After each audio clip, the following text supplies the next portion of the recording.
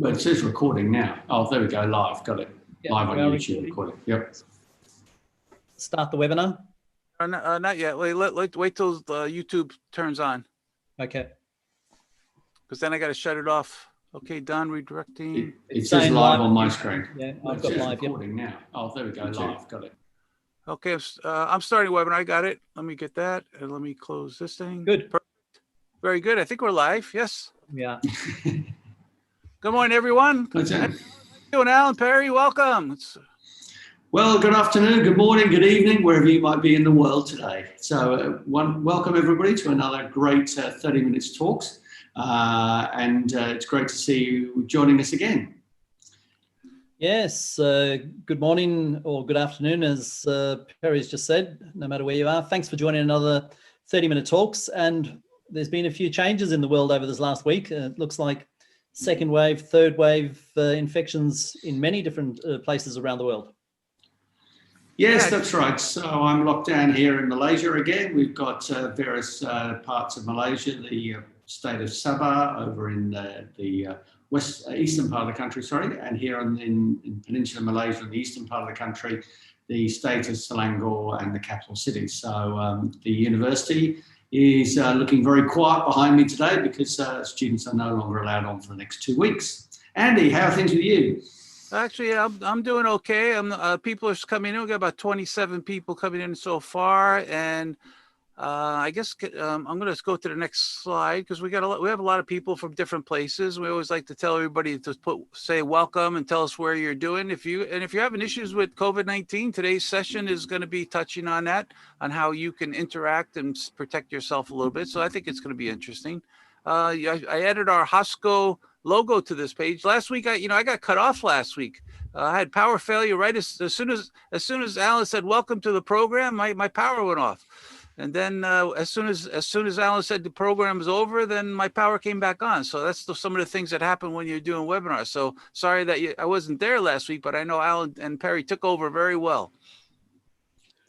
And as you know, Dr. Andy, we had a great presentation from our friend Parikshat. Thank you very much. Pronounce his name right. Professor Parikshat, if you're listening. But yes, a fantastic presentation, some really good questions, and a very, very interactive show with a lot of interest in what India is doing. And I think we even have last week. Actually, it's good. That's going to lead into the next slide, which we have some of the ratings. Perry, why don't you go over some of those? Why don't you tell us about the ratings for Parikshat?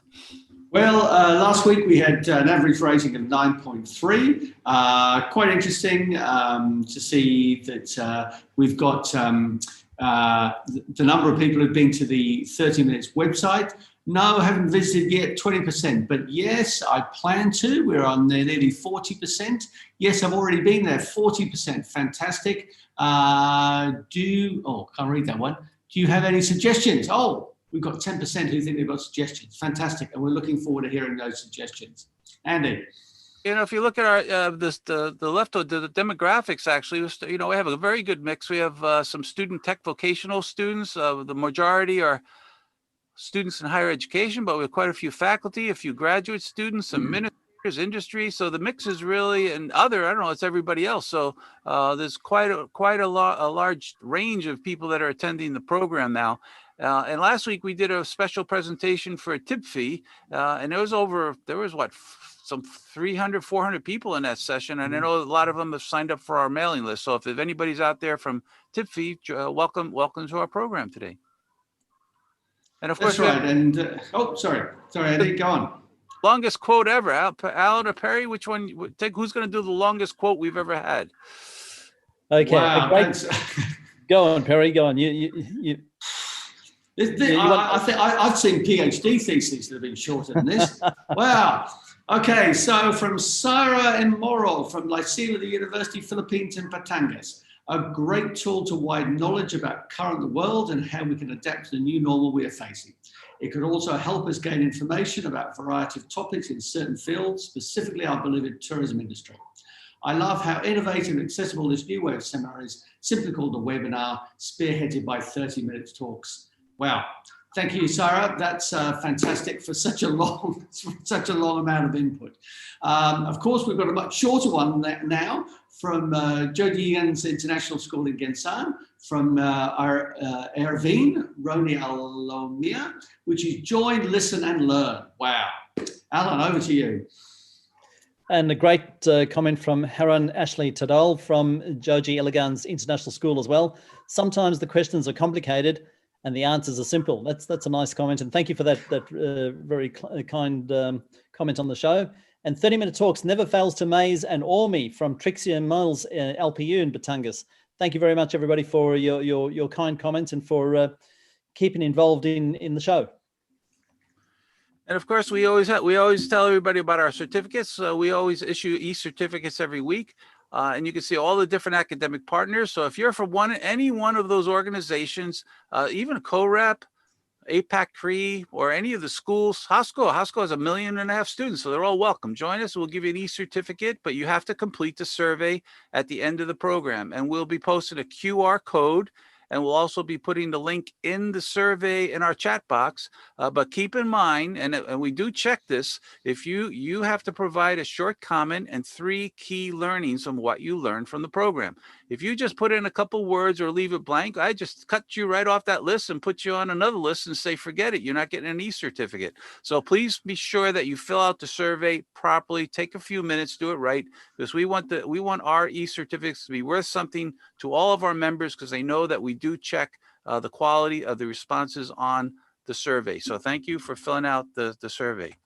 And of course, today we have a unique pre-show poll. This is an interesting one. I've never done this online, so let's see. We have 60 people out there. So the pre-show poll is very simple. You have to look at this picture, and after looking at this image, which of the image descriptions below fits best? And I'm going to open up that poll right now, and I'm going to launch the poll, and I'll let everybody vote. So it's simple. You just have to look at the picture and say, what does it look like? I usually do this in one of my classes, and it's very interesting to see how it works. But it's the first time I've done it online. We get some people saying stormy weather. We have some people leaves falling, snowstorm, dog in the forest, black and white spots, landscape on the moon, all different responses. We got a lot of, see, I'm going to go with landscape on the moon. Us. Alan's from Australia. That would make a lot of sense. You know, it's interesting, even with everyone looking at the same picture, we're getting quite a wide variety of answers. We have 17% stormy weather. I wonder if they're right. And we'll let this go a few minutes longer. We have 10 more seconds. Okay, we'll go to 8. Come on, everybody answer. I don't know. Everybody should be answering this. Don't be afraid. Nobody looks at you. You can't get it wrong. I guess you can get it wrong, but you see whatever you see. All right, we're going to end that poll right there, and I'll even share the results. Okay, very good. Okay, so let's see, 43% said dog in the forest. Can everybody see the dog in the forest? I don't know what dog. Can you see the dog? Alan doesn't see any dog. Black and white spots, landscape on the moon, all very interesting. But let's take a look, because if everybody's looking at the same picture, then why are you seeing different things? And that's the part of cultural differences today. So the first question is, yes, it is a dog in the forest. Can you see the dog in the forest? Put an answer. If you can't see it in this picture, if you can't see the dog, put a little note in the chat room, say, I can't see any dog. And you say, there's no dog there. But some people saw it, some people didn't. So let's try another one. Let's see what's in this. So I'm going to make it easy for you. I even drew a circle around the dog. Here, my drawing, I always say looks more like a pig, but it is a dog. It's a reverse photo, black and white picture. And actually he's in the forest and he's drinking a little water from the stream, but it's a unique picture. So it's a little bit different. So now everybody can you see Alan, can you see the dog now, Alan? I can see a pig. Yes, Alan. Okay, yeah, all right, we'll give it to you, it's a dog. All right, Andy. I still go with my first thoughts. It still looks like the moon. There you go. So now see, this is where you get into the question. So everybody can now see the dog even without the red lines, right? Alan, come on, you can see it. I can see the dog. Yes. It looks. Yes, I can see the dog. When you study other cultures and learn the behaviors, you begin to understand why they do the things that they do. So now, Alan, can I want you to make that dog disappear, Alan. Just a minute ago, you didn't see any dog. So now the point is, once you learn about the behaviors or the culture of this picture, you can never make that dog go away, because you see him, he's always going to be there. That's why even some people got it right. I know they've attended some previous presentations. Once you see that dog, you're never going to forget that dog again. So with that said, it's time to start our program. And today we're going to have an interesting program on cultural behaviors a little bit. And now we're going to wait for anything else. Alan, any closing comments for the pre-show, Alan? Yeah, just before we start, just to remind everybody, we record the show and we make that available both through the recordings that we share and also on YouTube. So once again, thank you for joining us today. Okay, and let's go with 10 seconds of silence, and then we'll start the program, and Alan's going to be our moderator for the day. Good luck, Alan. Well, thank you, and welcome to another 30-minute talks, and welcome to Professor Perry Hobson and Dr. Andy Nazaracek. How's everything? I know everybody's, from all the different parts of the world, and we know Perry's over there in Malaysia. Tell us what's happening in Malaysia, Perry. Well, as we were just saying in the pre-show chat, challenging times at the moment here in Malaysia, as we're experiencing a bit of a second, or some people call it a bit of a third wave actually. So the greater KL area has now been put into a sort of what we call conditional movement control order for the next 2 weeks, as has also the state of Sabah over in eastern Malaysia. So the university behind me, Samoa University, which is behind me, is being closed for the next 2 weeks. No classes are allowed, so we've had to move everything online. All schools have been closed as well, and restricted movement, though businesses are remaining open. So we're experiencing what seems to also be happening in parts of Europe and also Latin and South America as well. So challenging times here at the moment, and we're hopeful that over the next couple of weeks we can get back on top of things. And as we look forward to Dr. Andy's show, how's things over there in Subic Bay, Dr. Andy? Well, Alan, I'm very excited about today's program, because culture is one of those the discussion is one of the things I've been teaching for many years, and today's just a very small piece of it. So I'm very excited about today's program. I hope it'll spark some discussion about how to behave. Thank you. And Perry, let's share some of the thoughts about our academic partners. As we know, they're very important to all of us.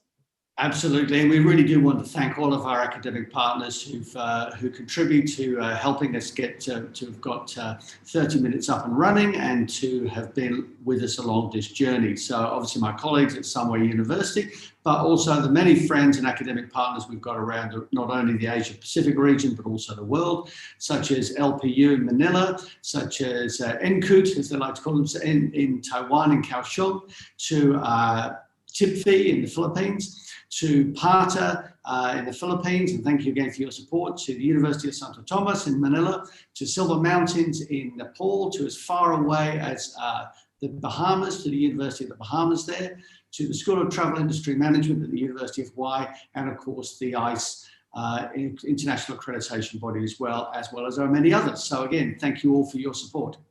Alan. Thanks very much, Perry. And that slide is starting to look more and more colourful, and probably more confusing as the week goes by, but I'm sure everybody's becoming much more aware of all of our academic partners. And again, thank you for your support. And speaking about confusion, in this time of COVID, one of the things that has become quite popular on the show is our 90-second segment. We're about to share that with you in a few seconds. But what I'd also like to say just before we share with you is one of the confusions around the COVID time is whether or not you should wear a mask, and how cultural influences might determine whether or not you wear a mask. So for today's segment, 90 seconds, here we go.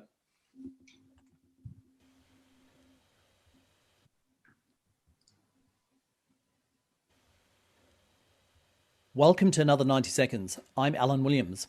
Today's topic, presented by Dr. Andy Nazaracek, will explore how varying cultural practices may have either helped to control or have contributed to the spread of the coronavirus worldwide. So let's consider the cultural influence of wearing a face mask, for example, a topic that is strongly influenced by different cultural norms around the world, and one that continues to be heavily debated since the start of COVID-19. Throughout East Asia, wearing face masks is generally seen as a collective cultural responsibility. This is to help reduce the disease transmission and can symbolise solidarity among the people. In Hong Kong, for example, 98.8% of the people wear a mask, and this is considered a cultural norm. In stark contrast, however, unlike in East Asia, before coronavirus, most Western cultures were rarely asked to wear a face mask in public. And because of this, many Western cultures consider wearing a mask as potential for being mistaken as a criminal, or as an intrusion of personal or human rights, or that masks are just generally uncomfortable to wear, people still being unsure about their effectiveness, or simply that wearing a mask is not normal. And in a recent survey of 1,000 Americans, however, 60% of them now choose to wear a mask for self-protection, and this number is now as high as 72% in Australia. However, sentiment has become so heated in parts of the world that throughout recent months in Australia and elsewhere, anti-maskers have demonstrated against the wearing of masks, citing that the mandatory wearing of a mask violates basic human rights. And despite the cultural acceptance or not of wearing a mask, unfortunately the medical advice on face masks has not helped the situation either, even as the World Health Organization experts have reviewed their advice, recommending masks now be made compulsory in areas of high coronavirus transmission. That said, scientists now all generally agree that just to be on the safe side, we should use face masks. Ultimately, though, without a vaccine, the strongest weapons we have are basic preventative measures, and this may include masks if culturally and scientifically we can all agree. Thank you for watching another 90 seconds. Well, I'm hoping that that's a little bit of a prelude to today's show, everybody. And as you've seen there's some confusion around wearing masks, but a lot of that confusion is sometimes even initiated by the cultural norms that we've seen. And on that note, let me introduce today's speaker. Not that he needs much introduction. He's with us every single week and very much part of the show as an initiator of 30-minute talks, Dr. Andy Nazarachek, who's going to be presenting today on cultural behaviors and COVID-19. Welcome, Dr. Andy. We look forward to your presentation. Yeah, thank you, Alan. That was an excellent 90 seconds. Was looked very good, sounded very good. You're getting very good at putting together those 90 seconds. And the topic you're discussing is very good because you mentioned two things that are very important when it comes to culture and collective societies. And that's the difference between the Western world and the Asian world. In the collective society in the Asian world, when people wear a mask, they're wearing a mask because they may be sick and they want to protect everyone else. Where in the US, it's a little bit different. They're actually wearing a mask to protect themselves. So it's a completely different structure on the way people view wearing masks. So mask wearing is complete. In the Western world, it's very uncommon for people to wear a mask. So let's talk a little bit about it today. But one of the things I want to tell you is I've been involved with cultural behaviors and differences because I've been traveling the world for a long time.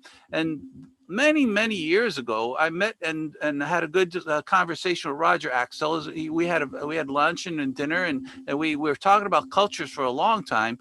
And his books were called Do's and Taboos Around the World. So I just want to put a shout out for Roger out there somewhere.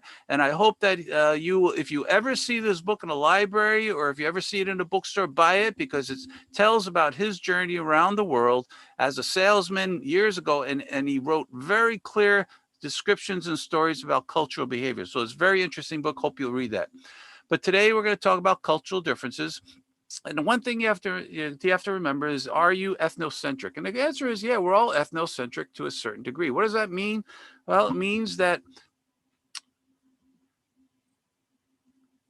the tendency to evaluate your own cultures, values, beliefs, and behaviors as more positive, superior, logical than those of others. So we all believe that our culture is the best, don't you?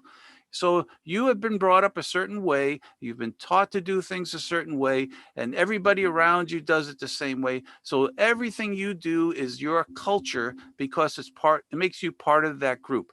So the difference is when you see someone else from a different culture doing something different, you go, that's a little bit strange. But when they look at you, they're looking at you the same way. They think you're a little strange too. So cultural differences is the one way to bridge that gap so you can understand someone else's culture. And the purpose of this is to help you be more successful in business.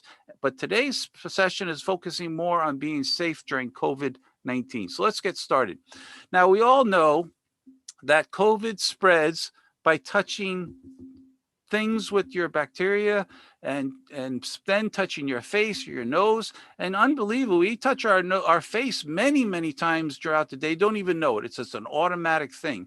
So touching your face and touching someone else is one of the things that they always say. So social distancing, that's one of the reasons you see social distancing a lot. So a lot of people are unsure what to do. And so today, let's talk about some of those behaviors.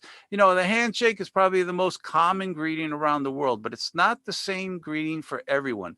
So if you look at the way things happen in the US, for example, when you go into a meeting, you'll shake everyone's hand. So watch this example. He's shaking hands. He's shaking this person's hands, that person's hands. He's going to shake everyone's hand around the room. And in today's world with COVID-19, that is how you spread the virus. So what do? You have to change your behavior. So in the United States, it's very common for people to do that. Let's see if I can go to the next slide here. So let's look at some charts first. Now, I'm picking on just a couple countries today, Spain and France. Now, look at Spain and France. The numbers were going down in July, but then in August, they started to go up. And they are starting to go up around the world. So it's not like Spain and France are different. But I can say that some of the cultural behaviors, I think, are probably helping spread the virus quicker in some of those countries. Now, if you look at Italy and Germany and UK, the numbers are going up a little bit, but not as fast as other places. But the UK is starting to go up quickly too. And I'm sure there's some cultural behaviors in there. I think they spend a lot of times in pubs, and that's one of the reasons they're so close and have some challenges there. We'll see. Here's another one. You can see even in up in October, just up until October, even going up higher and higher. Spain and France started to taper off a little bit, so that's good. But one of the reasons that I believe is because of the way people greet each other in some of these countries. And if you look at the numbers, they go down, they go up. So after things got better, they said, oh, everything's okay again. And I believe that they started to go some of their old behaviors. And it's hard to stop your own cultural behaviors. So let's look at abrazo. Everybody see abrazo? You know, abrazo is something you do when you're in Spain or in the Spanish culture, many different cultures. You hug each other, you're touching each other, you're very close to each other. Space distance between people is very small. So all of these things are an example of how people do abrazo. So it's very common in Spain for people to hug each other as they go through the day, every time they greet. Same thing in France. How many times have you seen this? The French, they just love to kiss everybody in France. One kiss, two kisses. When I was teaching in France many years ago, I would see all my students, they were kissing each other every time they walk into the classroom. And as a cultural difference, I would say, well, how come you don't like me? Because nobody would kiss me. Well, that's because I was not part of the group. Once you become friends, then it becomes very common to greet each other with a kiss on one cheek, two cheeks, holding a shoulder. So you can see this contact is very, very close. This is one of the ways that things are spread. The virus is spreading in France. So there's actually a campaign, no kissing in French, fight against COVID-19. Can you imagine no kissing in France? They kiss all the time. So for them to stop kissing is a challenge. And that's what makes it harder to stop the spread of the virus when you have these cultural behaviors that are so ingrained that when you walk up to a relative or a friend and you don't kiss them, you know, it's very awkward. It's hard for people to do that. So let's go on to the Middle East a little bit. You know, in the Middle East, it's very common. You put your hand on your shoulder. You will kiss on both, touch cheeks, kiss on both cheeks, and it's very close. Another reason why the behaviors are different. How about in Manila? Let's go to Manila. What's this? Everybody know what this one is? Yeah, this is how you get around in Manila. You get on a jeepney and you get in there. Now, what's the problem with this? Well, in Manila, you are very close. Now, if I could show you different photos of Manila now, there's more social distancing, there's plastic sheets and everything. So they're doing a very good job trying to it. But in a collective society, being close is very, very common and accepted. So that's what people do. Now, this is a gesture of respect from young people to older people. Now, I think this is a wonderful gesture. The younger person, and not just kids, it's actually, I've seen teenagers, even adults do this, as a sign of respect to the senior person. You take their hand and you put it to your forehead. Well, that's a wonderful gesture, except when it's COVID-19, you don't want to do that. So it's hard to stop doing these cultural behaviors. That's something you've been taught for a long time. And if you don't do it when you're a youngster, you're getting in trouble. So this is a good example of cultural behaviors that are hard to stop.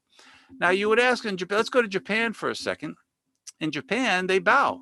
Now you look at this picture, you say, this is a great way to greet each other and social distance. Now, why do they have cases in Japan if they bow and they don't shake hands?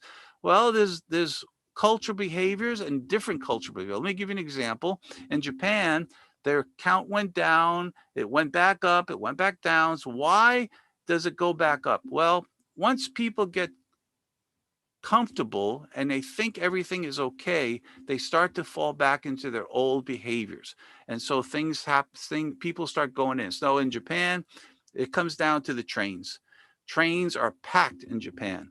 And you can see these two officers here, they're actually pushing people into the train because millions of people take the train into Tokyo every single day. And so if you have people in such close proximity, then you're going to have the spread of the virus. Now, I know that they've changed things there too, but there's still people going to work. There's still people getting on a train. But in Japan, I can probably assure you that every single person is wearing a mask right now, because that's something that they do all the time, regardless if it's the virus or not. If they feel bad, they wear a mask. How about Namaste? In India, that's our friend Parashat last week was he would be an expert in talking about this one. But here you put your hands together, you do a slight bow, and you greet each other. It's a very respectful way, and again, it's a wonderful way to greet. So why is the count going up in India so quickly? It's the same reason. It's crowded. And when people are so close together in cities and buses and trains and work, all these things. So you have to be very careful when you're greeting other people in different places. So how about in Malaysia? This is one I know Perry will give us examples of this, but in Malaysia, you put your hand to your heart. Now in the old days, you would actually shake the person's hand first, and then you would put your hand to your heart. Well, now I think they're actually just going to be putting their hand to the heart. So eliminating the handshake altogether. And this is a great way to greet people without making contact. That's the key. You don't want to make contact. Now, in today's world, we have to come up with different ways to greet. So what are people doing?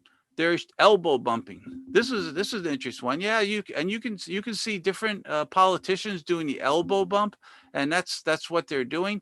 I don't particularly like this one, but it's a different one. It's the elbow bump, greeting each other. So yeah, that's one way to greet each other. I hope maybe you'll put your comments in the chat room.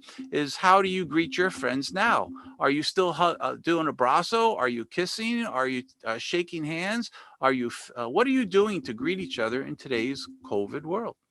Now, this is an interesting one. This is this is starting to happen around. You call it the foot tap. So instead of people shaking hands, instead of bumping elbows, they're tapping their feet together, which is another unique way of greeting each other. But it shows that you still want to make contact with your friends, but you want to protect them from the virus. So foot tapping is another way that people are starting to share their greetings. So handshaking, fist bumping, all these different things are all part of cultural behaviors, and different countries do it differently.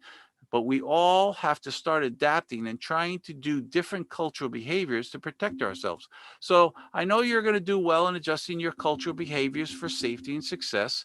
And if you understand cultural behaviors, you will be more successful in the future in your business operations. That's one of the reasons why I started getting involved with culture many, many years ago. I used to host people from different countries from around the world at my university. And every time that group came in, it was awkward. It was always awkward because we didn't know how to greet them properly. We didn't know what kind of foods they liked. We didn't know what kind of superstitions they had. And all those different things were so powerful that years ago, I created an entire course on cultural behaviors in the hospitality industry. And this is just one example of understanding the greetings during COVID-19. And I'll pass this back to Alan, and I know Alan is gonna get us back into the discussion mode. Thanks very much, Dr. Andy, and thank you very much for a very, very interesting presentation and some great thoughts. And as Dr. Andy said, we're wanting to get our participants' feedback and thoughts on how you might be greeting people and what you're doing in your own cultural sense through this COVID-19 period to keep your family and your friends safe, but also tell us what you're doing in terms of protecting each other in this time. But some really, really interesting thoughts there, Andy, and thought-provoking stuff, because you're right. One of the first times I ever traveled to China, I remember the bow, and what is very normal for us is to shake hands. So when somebody bows in front of you and you're putting your hand out to shake, there's this little uneasiness that you need to deal with, and I guess learning a little bit about cultural norms is part of this whole challenge. What do you do in Australia, Alan? What do they do? How do you greet in Australia? What were you doing before? What are you doing now? Yeah, well, I think from an Australian perspective, a very normal greeting is to shake hands. And then if you get past the shaking hands, it really is how well you know the person. So if they're very good friends of yours or family, then there's normally a hug involved, or a tap on the shoulder, or an arm around, or something like that. But generally, from a business sense, it's shaking hands. Strangers to yourself is generally shaking hands. And I mean, I'll share with you an example. We've spoken quite a lot about golf, and you're in my interest in golf, and I play golf regularly, as I'm sure most of our listeners have heard. When we were first told in Australia, well, don't shake hands, it's not recommended through the COVID-19 period. I remember going to the golf course with the usual guys that we play with, and we all know each other well. We're all very good friends, and it would almost be a sort of a hug scenario for the bunch of guys. But we'd get to golf and it would be this fist pump, and some of the guys would go, "Oh, forget the fist pump. Come here, give you a big hug." And you're going, well, hang on a second, that just broke all the rules that we're speaking about. So this cultural norm, and breaking those cultural norms, I think is something that you've challenged today, and is something that I've experienced firsthand. Very, very difficult to get out of those habits.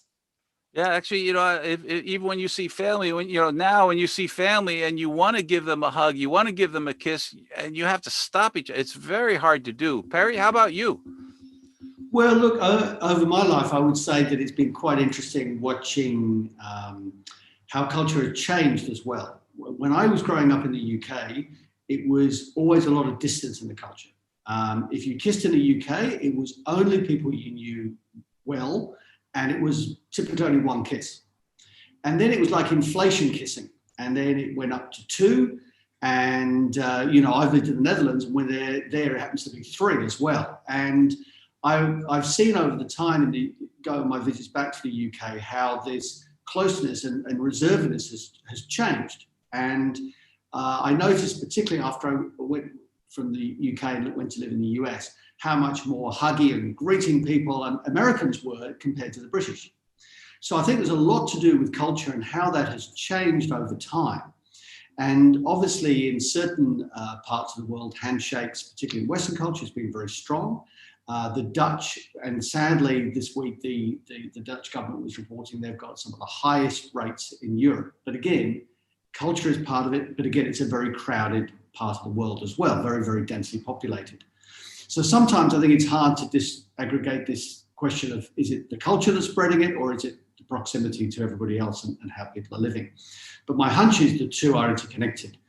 And, when I moved to Australia, the culture was, again, a bit different when I moved there in 95. But again, over the 20 years I lived there, it became quite clear that it was beginning again to become a much closer culture. And whereas handshakes and a bit of distance were there originally, it became much more, as Alan was just saying, huggy, grabbing, etc. And I think it's quite challenging for us now to move back to having more social distance, when we've been over the last 2 or 3 decades, I would say, actually getting closer to each other. It's a big reversal and a big challenge for many cultures. Yeah, Perry, in Malaysia, give us how. I know when I was in Malaysia for several years, we were all doing the touch of the heart. What are the changes to that? Because I know I used to shake hands with people and then touch their heart. What are they doing now? Well, again, the government has pushed it, but again, this is a little bit of the challenge one has with culture, and because often it's tied into religion and beliefs as well, etc. So, for example, a lot of Muslim ladies will not shake a man's hand. And so historically, culturally here in Malaysia, it was a touch on the heart as a welcome and so forth. And so there's been a push to go back to that so that there's less human contact. But again, always a tricky thing here is, and in many cultures, is the question is is one culture or tradition dominating over another. And so this is where, again, the whole face mask thing or debate that I think you touched on and Anne touched on as well has become so complicated, because you've had a huge debate in certain countries, particularly in France, where there's been huge lawsuits, laws moved that people have to show their face. So people from traditional and very strict Muslim cultures wearing niqabs and burqas is completely unallowed. And yet now those countries have gone back to that. And so, it's been seen to be kind of ironic that the French government, which was a few years ago banning face masks, is now trying to get people to wear them. So when it was with religion, it wasn't okay, but now it's protecting your health, it is okay. So is it what you're doing, is it okay, or is it the meaning of what you're doing?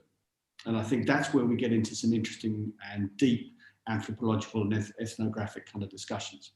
One example in the Philippines, I wear a mask in the Philippines when I go out, even when you go to a mall, wearing facial, everyone has a mask. It's no big deal. Everybody's wearing a mask, very comfortable. Everybody's trying to do their best to protect the collective society. But in the US, you have to tell people to wear a mask. They won't do it on their own. You have to put a sign on the door and you have to say, you don't come in here unless you have a mask on. So it's a completely different scenario on how to now. Alan, in Australia, when you go in Perth, Perth is pretty normal, isn't it?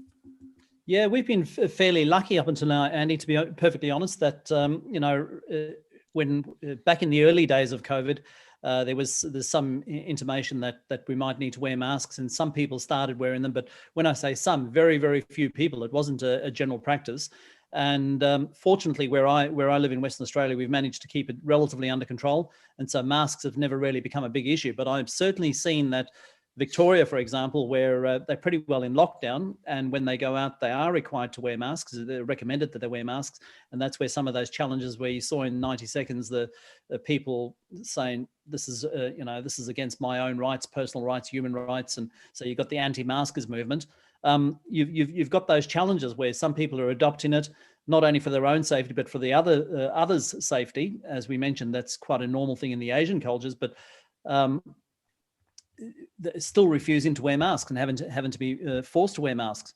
Another interesting thing that's come out in terms of culture and this COVID time is, let's go beyond the greeting. What about some of the cultures sitting with a group of people to share a meal, and groups of people sharing a meal, but then eating from the same bowls, where it's quite normal to not serve individual bowls as it might be in some Western cultures, but certainly throughout the Asian cultures, lots of different foods are put on the table. Everybody shares from that. So, and indeed in business luncheons or business entertainment, that's a cultural thing. Your guests share from those same foods. I think that also challenges a whole range of other cultural norms and other cultural practices throughout this time. Yeah, actually, it does. Oh. Yeah, actually, that's a good point. The dining, the eating culture is different. I know in China, when they were having SARS, I was in China during SARS many years ago, and before, everybody would just use their chopsticks and grab food from the center of the table. But then during SARS, what they did, okay, there's a separate set of chopsticks to take the food, or they'd actually turn their chopsticks around to take the food from the center of the table, put it on their plate, and then turn around to eat with the thing. So they were trying a lot of different things in order to minimize the risk. Perry? Yeah, I'll just pick up on the chopsticks, because I remember going back to Hong Kong after SARS kicked in, and they had two sets of chopsticks. And what I found was confusing, because they had a lot that were white chopsticks and a lot that were black chopsticks. And it seemed to be that no one had quite decided whether the black chopsticks were like serving spoons and the white chopsticks were for eating, or vice versa. And it became, again, very confusing. So again, this is where the nudging along helps. And as I mentioned earlier, it's a question about how we start to change behavior. So let me give you a couple of examples. I was fortunate enough here in Malaysia before this last lockdown to get away for a short holiday.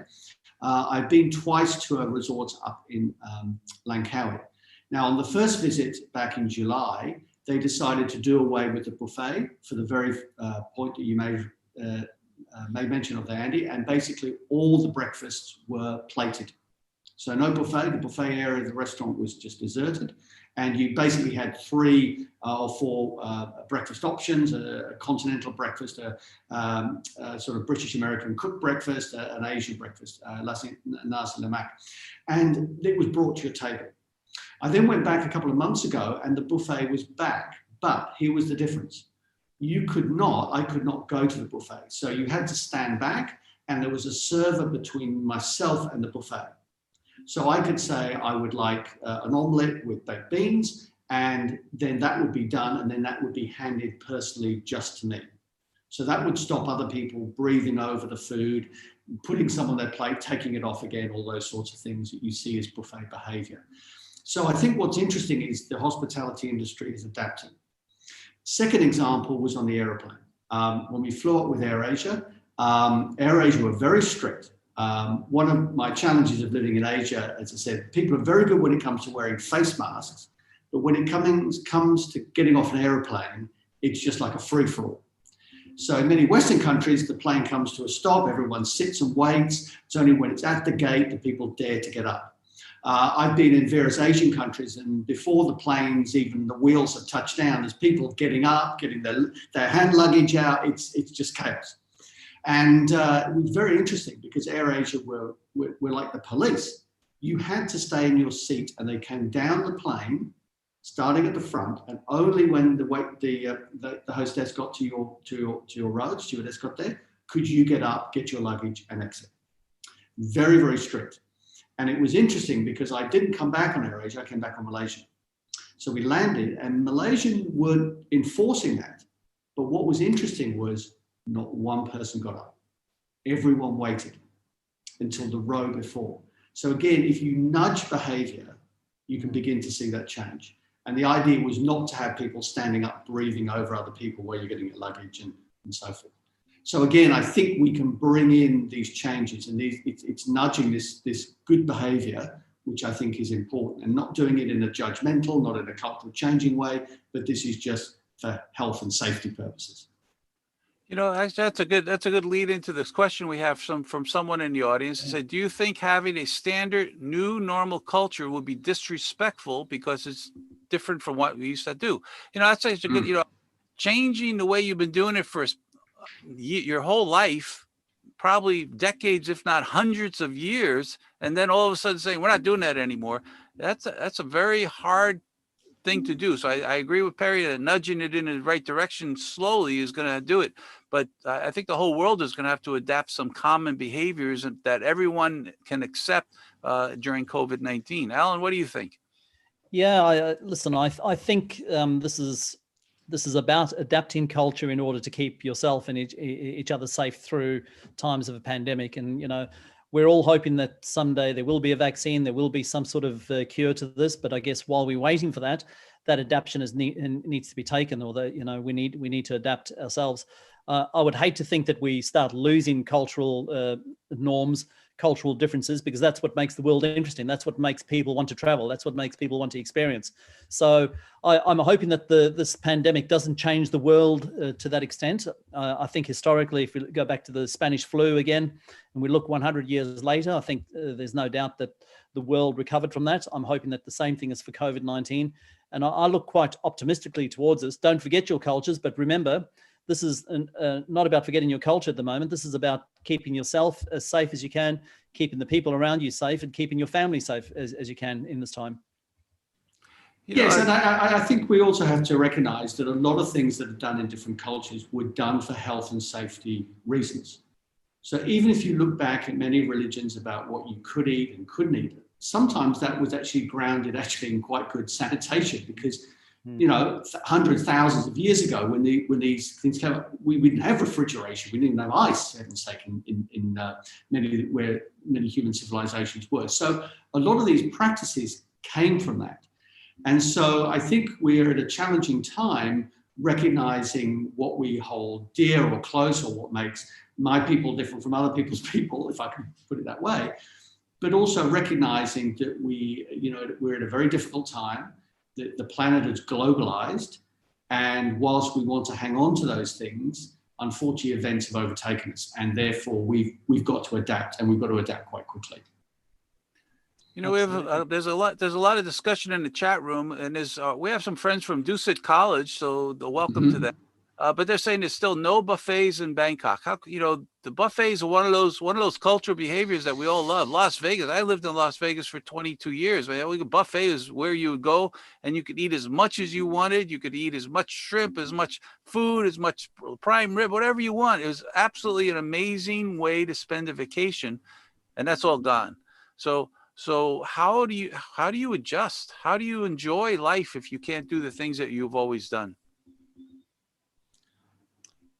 Well, I think I'm going to be controversial again because I quite like the idea that buffets have actually been a bit knocked on the head. I think there's some real issues with. I've got some real personal issues with buffets and food wastage and one thing and the other, and also obesity because I think a lot of people eat much more than they really should do from them.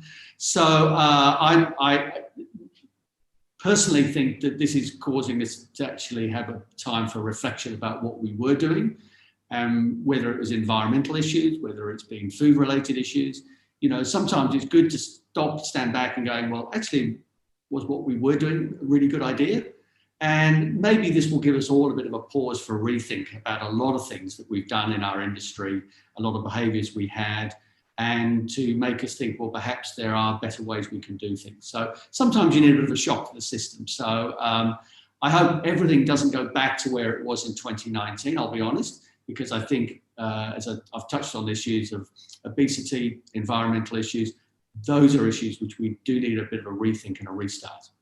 No way, Perry. We have a note here from Bob with Pata, a good friend of mine, and we used to go out to dinner and eat, and we used to go to a buffet. I remember going to a buffet once, and he says, I think buffets should be allowed as long as they're assisted buffets. See, that's it's not just you can't get as much as you want. It's how you get the food. So I want as much as I can eat when I go to a buffet. But now the question is how you get the food from the buffet. I think we did a 90 seconds on buffets a few months ago and how one of those restaurants was actually, you had to fill out a piece of paper and you could keep filling out that piece of paper and they keep bringing you food.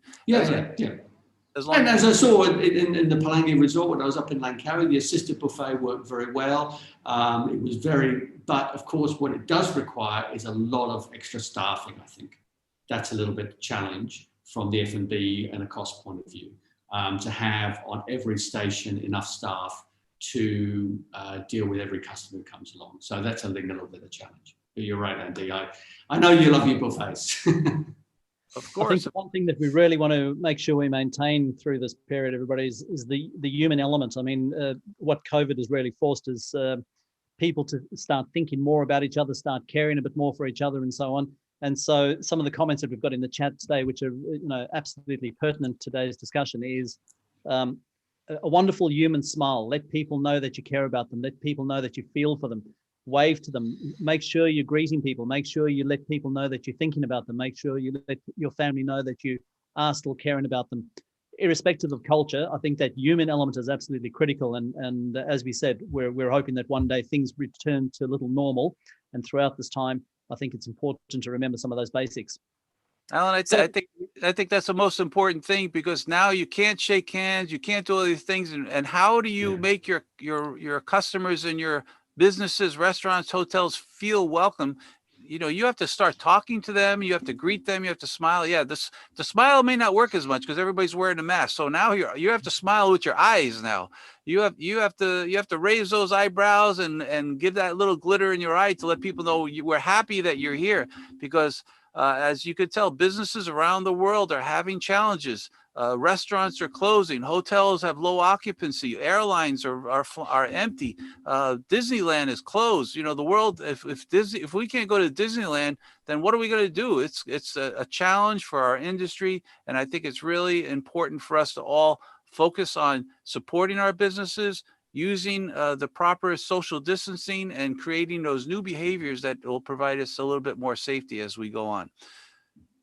I might just pick up on one comment that you made about family earlier on, and I'll share this with everybody, that through the COVID period, visiting my mum, who doesn't live with any of the family, my brothers or myself, the family decided to keep her as safe as possible, and then obviously to restrict the touching of mum while we were there to make sure that we didn't transmit anything. And so while we were there, we were practicing social distancing. So mum was always distant to us. It would be a smile, it would be, Mum, what can we do? Shopping for her, cooking for her, bringing food as best as we can, making sure that that was all safe as best as possible, to the point that we were wiping things down when we took anything to her and so on. And it wasn't until a couple of months ago, my mum said, I just need a hug. And, we all went, it's time to give Mum a hug. We're relatively safe in West Australia, but my mum was going, I don't care about COVID anymore. I just need to feel the family. Yeah. So that's the sort of sentiment that I guess I'm sharing with you. Yeah. I think that's an important one, and a great way to bring our session on a close. That the cultural behaviors mean more to each other than the contact, and the touching is very important to a lot of people. And I hope that after all of this is over, we can get back to some of those cultural behaviors that we enjoy, we love, and everyone expects when we see our friends and family. Fantastic. On that note, Dr. Andy, thank you very much again for sharing your fantastic thought-provoking thoughts on culture and COVID-19, and also for your input and conversation through today's session, Professor Perry. Would you mind sharing the slides with us, Dr. Andy? I think we need to start wrapping up today's show. Once again, Andy, could you just share with us a few of our academic partners? Yeah, as always, and Alan, you mentioned before, we have to come up with a new way to thank our academic partners. We have so many, it fills the whole slide. But LPU and CoRep, TIPFI, and actually we're at PATA. So you could tell Bob was here today from PATA. We appreciate him coming and promoting the program. And I know we're going to have a lot of people from TIPFI next week, because they've been added to our mailing list after we did a wonderful session for them just a few days ago. So thank you to all of our academic partners. And we're looking forward to actually having a speaker from HUSCO, I think it's November sometime. John's going to be coming and talking about that. That's going to be a very interesting one. And again, academic certificates, Alan, you want to tell us? Yes, absolutely, everybody. As Dr. Andy said earlier today, if you're looking for a certificate and you're a student or a faculty member or related to any one of our academic partners, you need to fill out the survey. So there's the QI code, and I've just put in the chat room the link to that code just a moment ago. So please feel free to use the code in the chat or the QI code and complete the survey. Don't forget, you need to let us know about 3 key learnings from today's program, and I'm hoping that you would have got more than 3 key learnings from today. Fill those out, give us your at least short answers, and you'll qualify for a certificate, and that will normally come to you within the week. So don't forget to fill out the survey. Thank you very much. Perry? Well, looking forward to next week. One of my someone who's a former student of mine, and JC Wong will be joining us. JC is originally from Malaysia, worked for many years in Bangkok for PATA, and she's now back in KL working with an organisation called Talent Basket. And the focus of their organisation is on virtual internships. And I thought, having met with JC recently after her return, that this was a really interesting topic, really interesting opportunities for students who may be experiencing different forms of lockdown, because many internships in our industry have not been able to go ahead. And Talent Basket has got some unique ideas and opportunities of ways of connecting students with companies to participate in internships. So whether it's been working, they've been doing some stuff in Fiji, for example, in Guam. So you're able to work through the Talent Basket to be connected from a university with a company, working on a particular project, etc. So I thought that this was a great initiative of these. I mean, there's other companies and organisations who are doing these things as well, but given the challenges that COVID's brought us. So I'm looking forward to hearing from JC and having her on our show next week. I absolutely think that most of our academic partners and most of the faculty that are joining us, Perry, would be very, very interested in that. And I'm sure this relates to the students as well. So I join with you in thanking JC Wong for joining us, and we look forward to the Talent Basket presentation next week. And on that note, everybody, I think we're as usual, 30 minutes talks runs out of time, and we've come to the end of another show. Why don't you say goodbye to everybody, Dr. Andy? Yeah, you know, today we say we want you to use what you learn to improve yourself and our industry. So take something from what we discussed today and use it to improve your success in life. Fantastic. And Perry? Well, yeah, and I'd just like to say thanks very much for joining us again this week. A big welcome to everyone who's joined us, particularly from India, from Thailand, from the Philippines, from Vietnam, to my colleagues here in Malaysia. And these are challenging times, but got to stay positive, and we'll be working through this. Thanks, Alan. Thank you. And once again, everybody, don't forget to scan the QR code, complete the survey. And from myself here in Western Australia, until we can once again meet face to face and join each other at the same table for a meal, keep safe, everybody. And until next week, thank you. Goodbye.